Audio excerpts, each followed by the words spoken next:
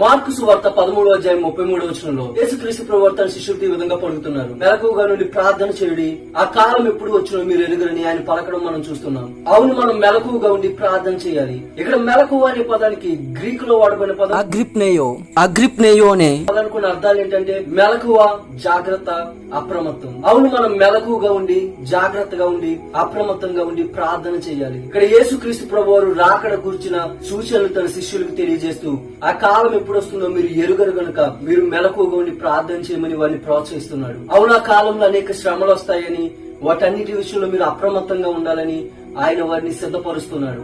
అదే విధంగా పేతురు కూడా తన పత్రికలో మన విరోధి అయిన సాతాను గర్జించే సింహం వలె ఎవరిని మృంగుతున్నాను చూస్తున్నాడు కాబట్టి మనం మెలకువగా ఉండి ప్రార్థన చేయాలని అతను మనల్ని ప్రోత్సహిస్తున్నాడు. కాబట్టి మనమందరం మెలకు కలిగి ప్రార్థన చేద్దాం. అప్పుడు దేవుడే సాతాన్ని ఎదిరించడానికి, ఆయన్ని ఎదుర్కోవడానికి మనల్ని శక్తితో నింపుతాడు.